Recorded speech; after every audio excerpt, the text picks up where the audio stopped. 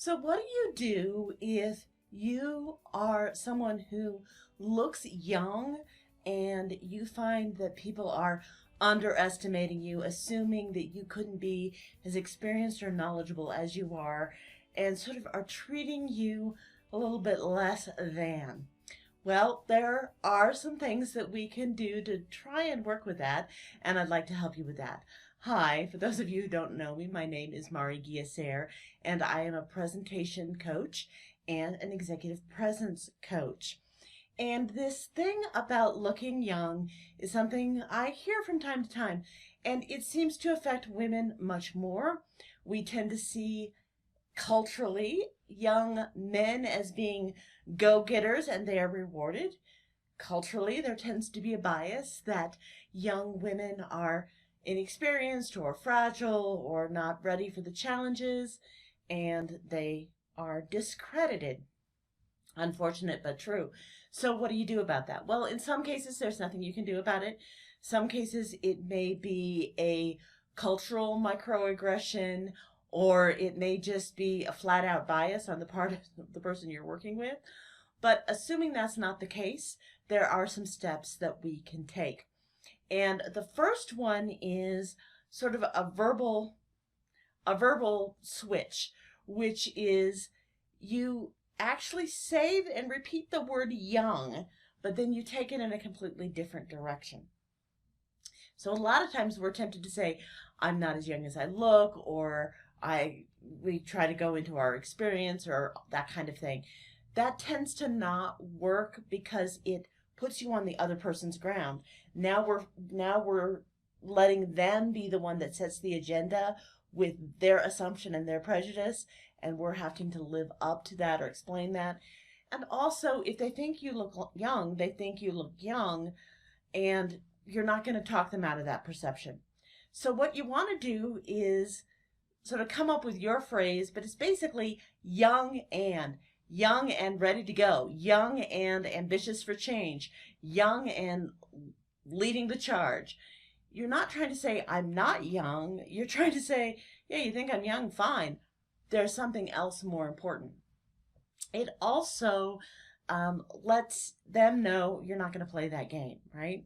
You're not going to justify your experience. You don't need to justify your experience. You've got things to do. You know what you're doing and you're ready to go.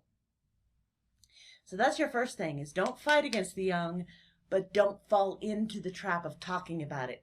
Move on to the powerful impact you want to have.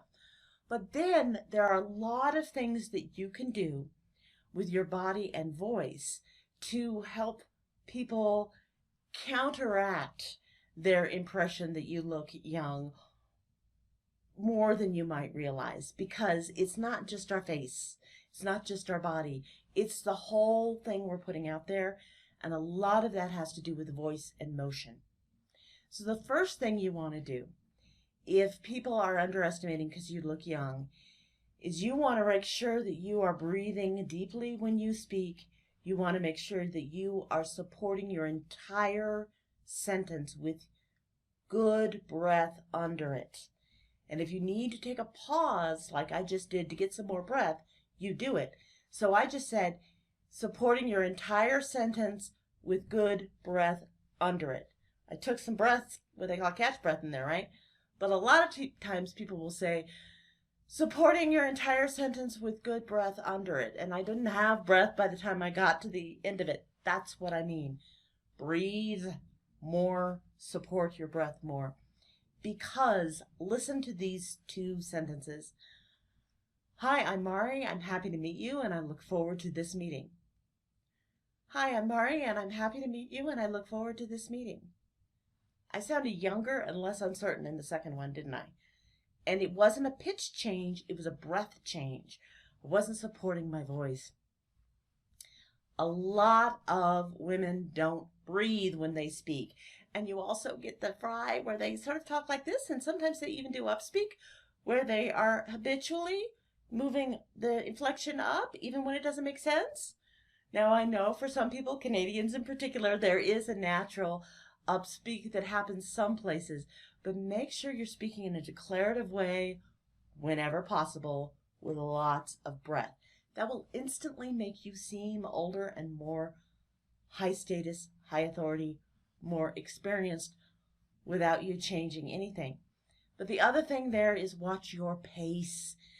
Very often, highly energetic, smart women are going around talking like this, and they are talking too fast, or they are talking not with enough breath, and they are really like, okay, so let's go through these things, and I worked on these things with for the client next week, and we're going to go on these 5 different packages, and I want to go through these packages, and you're not trusting me. Slow down. So I encourage you to just say a phrase, and if you have to in your brain say wait for it before you say the next phrase, take your time. Pausing is a sign of status. It is a sign of power, and it tends to be a sign of age because young people have more energy and they can speed around faster.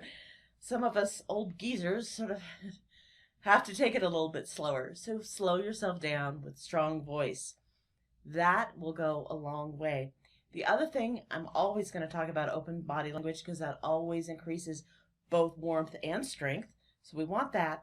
But particularly be willing to take space. I will often see people who put their elbows into their rib cage, can frequently cut themselves off by holding a notebook or a paper or something like that, and are trying to be as small as possible, whether they're aware of it or not. Often their chin will drop into their chest. They're doing this. If I'm talking to you like this, I am immediately looking like a little kid looking for approval. And yet I see women do this all the time without even being aware of it. Conversely, you may have heard of something called the man spread, where a man comes into the room and takes all the whole space. You may want every now and then to strategically do that. And what I mean by that is you may take a piece of furniture, put your arm out on it. Literally take a little bit more space. This is going to make you seem higher authority, higher experience. So watch this. I'm going to try and do similar scripts, although I'm doing it off the top of my head, introducing a meeting, just changing the voice, the breath, the speed, and how much space I'm taking, and see who looks more experienced. So here's one. Welcome, everybody. I'm really excited to have this meeting. We've come over with some great things that we can do for the client. There are going to be 5 packages that we're going to be working forward, and we are going to go through each of these, and we are going to go through what we can do as a collaborative team to get each of them to work, and I'm really thinking that we are going to get some great results for our clients. Okay. Welcome, everyone. I'm really excited that we can have this meeting. We have come up with some great packages for the client. We're going to go through 5 different packages today, see what we can do to collaborate and build on that, and I'm very confident we're going to find some things that are going to make our client very happy. Who has more authority? Now, I've exaggerated these, certainly, but I want you, if you're having this young problem, to realize maybe you can't do anything about other people's perceptions, but if you want to try, you can begin with your voice, your body language, your pace, and your space. And it may be that people still think you're young, but think you must have gotten a lot of experience starting when you were in the cradle because, wow, you've got it together. That's our goal for you. So I hope this helped. Thanks so much for watching, and I look forward to seeing you on another video.